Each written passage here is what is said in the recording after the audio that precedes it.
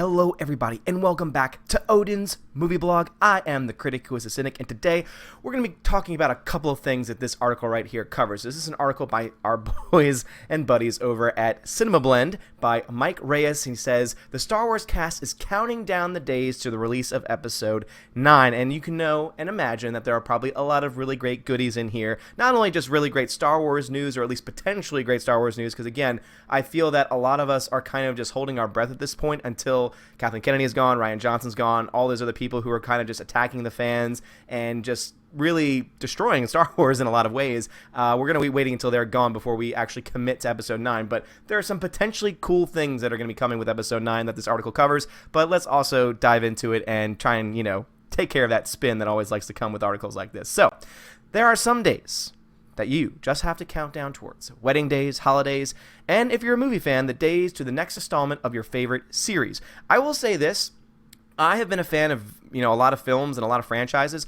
I don't think I've ever counted down to the day that they came out. I mean, I've looked forward to them, and I've looked forward to the week they come out, but I've never done an actual countdown before. I don't know, does anyone else do countdowns? I personally don't. I think nothing against anyone that does, but I just would be interested to see, and hear what y'all's thoughts are on countdowns. So it's only natural that some started making the days until Star Wars Episode 9 hits theaters, and this time around, it's not just the fans that are excited. I think a lot of fans aren't excited for this film because of all the nonsense that's been going on, but, that's neither here nor there. Says, as you'll see below, Mark Hamill himself is one of the many who are interested in to see how things turn out after Star Wars Last Jedi, and he revealed on Twitter, and there is the countdown clock that he revealed on his own Twitter page, and also, too, it is raising some speculation about what his role in Episode 9 might actually be, and this is where Cinema Blend kind of starts to add to that fire as well. He says, it definitely is interesting to think about why Hamill would be counting down to the film, considering the events and fallout surrounding Star Wars Last Jedi. No matter his reasons, you have to admit it's kind of adorable to see someone who's been a part of this franchise since the beginning maintaining a sense of joy about it.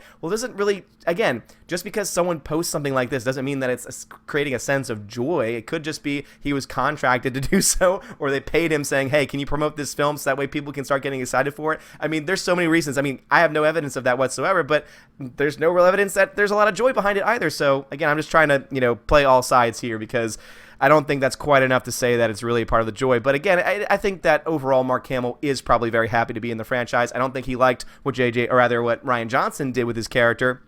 And in addition to that, with what Rian Johnson did, in retrospect, what J.J. Abrams did with his character, seeing that his character was pretty much neutered in so many different ways. And so I think that's something to think about as well. So it continues on to say, though part of the joy might be the fact that J.J. Abrams is back to co-write and direct this last film in the current trilogy, which I know that I would have been excited for if The Last Jedi hadn't been such garbage. The folks behind Star Wars Episode 9 could definitely use this sort of hype, as solo Star Wars oh boy, landed with a thud this summer. That's not even half of it. Losing money. Over $200 million it will lose at this point, showing that even this IP has its limitations. No, this IP does not have limitations. The people behind the IP, the people who are running and who are pulling all the strings like Kathleen Kennedy, they have limitations. I've mentioned this in a previous live stream that I've done on this channel. And guys, if you haven't joined our live streams, please do, because they're so much fun. But I've mentioned this before. When you have someone who is not forward-thinking, look it over at the MCU with Kevin Feige.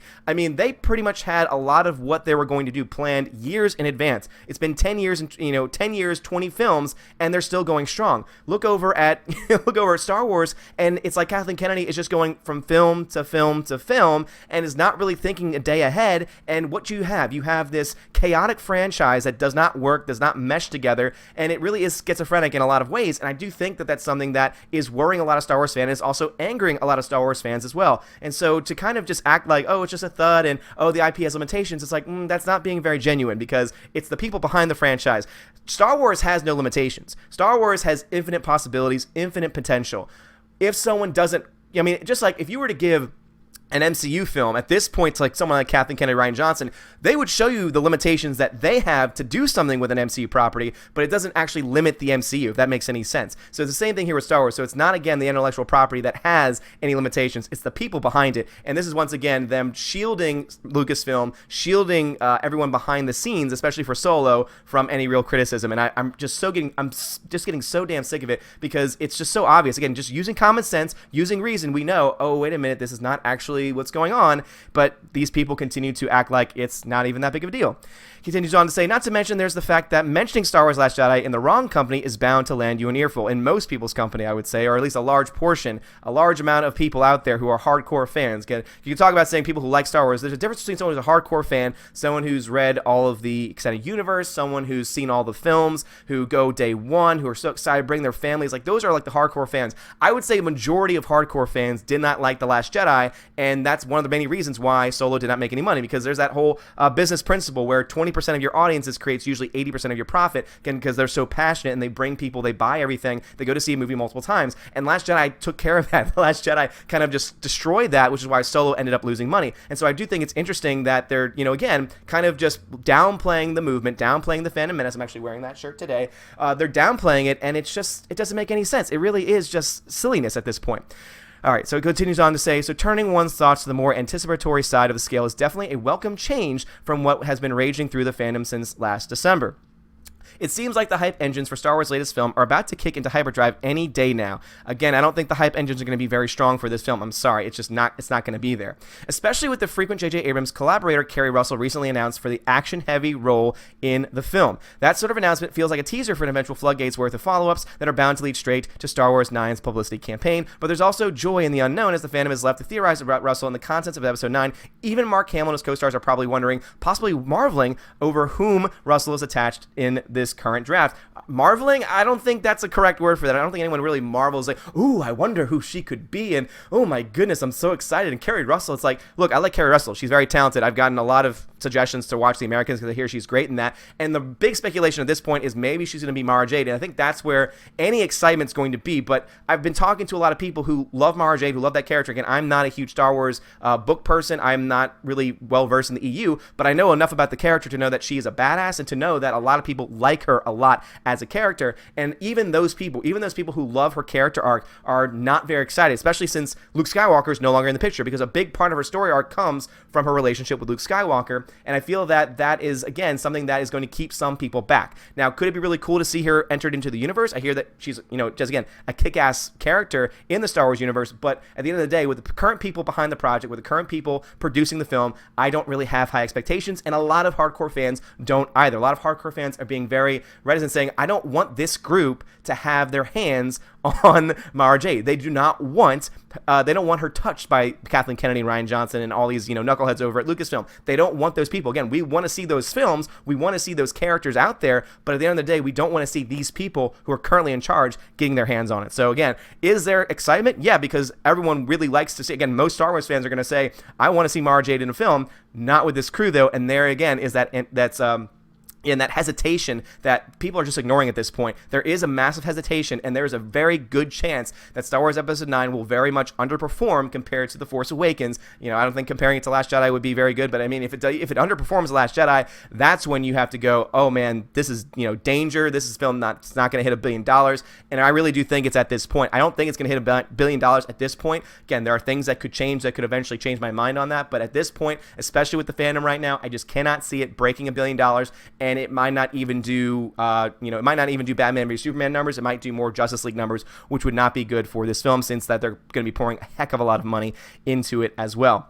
Speaking of co-stars, it's not just Hamill's Twitter feed that's hyping Star Wars Episode 9, as John Boyega has taken his own Instagram to share the enthusiastic countdown. So again, because multiple people have done this is not just something that is, in my mind, it does not come across as being very natural. This seems very, the studio saying, hey, can you please start hyping this film, because we have a year and a half, we got to start building the hype, we're going to start releasing names, we're going to start releasing characters and story arcs and things like that, and trying to get this film to actually make money at the box office. And so Mark Hamill, John Boyega, all these other people, go ahead, and people who are actually still on social media, go right ahead and start promoting this film 532 days out, which again, I feel it could be a good thing. I mean, if the Star Wars fandom was not broken right now, if the Star Wars fandom was actually not, again, The Last Jedi did not happen. Let's say we were at Force Awakens time when the fandom was actually pretty excited, saying, yeah, was The Force Awakens perfect? No, but you know what? I am excited to see the directions that they go. At that point, this would have been perfect. This would have been getting everyone so hyped. But what do you see instead? We see people saying, oh man, now I'm reminded that we're about a year and a half away from this film, and now we're reminded of these people, and it's getting ridiculous. And so again, I don't think a lot of people are going to be as excited as a lot of these other people really think that they would be. So But let's see what the rest of the article has to say. So it says, with about a year and a half until Star Wars Episode 9's release, there's going to be a lot of people joining in on the big countdown. Not as many as there was before The Last Jedi. The folks behind the planned behind the planned big screen adaptations of Wicked and Death on the Nile, which will be completing with Episode 9, probably feel like it's a good idea not to rush into anything at this moment. We'll see if they react or possibly reschedule as the December 20th release date ticks down. In the meantime, you can take a look at the release calendar for 2018, and then they have the Solo spoilers, everything like that. And again, if you haven't seen Solo at this point, don't, because no one else is, and it's not worth your time. But anyway, that is also a very good point, and this is something that I feel the article kind of leaves out, saying, will Episode 9, because I think this is something that we can speculate, that we should start speculating, will Episode 9 be affected by these films? Not because these films are coming out, but because the enthusiasm for Episode 9 is not as hyped as it should be. I mean, if you had told me by the time, back during when we just had The Force Awakens, when that was the newest film, if you had told me that there were other films that were going to try and compete with this, I would say they are stupid. They're not going to make any money. Now, if you tell me that, I'm going to say, hey, you know what? It might be a good idea to do that because you'll give more films and more options for people who don't want to see this film, who don't want to see Episode 9, to go see instead. I know a lot of people who are boycotting 9, who are not planning on seeing it, who are going to go see other movies instead. I know there's a lot of love for the Jumanji sequel, for example, that's coming out around the same time, so there are going to be a lot of people going to see that instead. I know that I'm at this point, I am not excited enough. Even with this news of Kerry Russell, Mara Jade, I am not excited enough to be able to buy a ticket. Because again, what do we need? We need change in Lucasfilm. We need someone who loves the Star Wars property at the top. We need someone who actually knows what they're doing. Again, who can actually be a forward-thinking executive. Again, Kathleen Kennedy might be good at certain things. She is not a forward-thinking executive. And with a franchise like this, which has so many possibilities, again, infinite potential, Cinema Blend, infinite potential, no limitations. The only limitations it has are the people that are running it, the people that are in charge. So we need people who will be able to take those, to take that rich amount of history and take that rich amount of stories that can be told and bring it into the future. But what do you guys think? Have you read this article? What are your thoughts on this? Do you think Episode 9 is going to lose money in December of 2019? Do you think it's not going to be the number one movie at the box? I think it's going to be the number one movie that weekend at the box office, but I don't think it's nearly going to do the Star Wars numbers that most other films have done. I don't think it's going to be as bad as Solo, but I don't think it's going to be as great as The Force Awakens, but we shall see. So if you like this video, please hit that thumbs up. Please subscribe if you haven't done so already. And as always, have a great day, and God bless.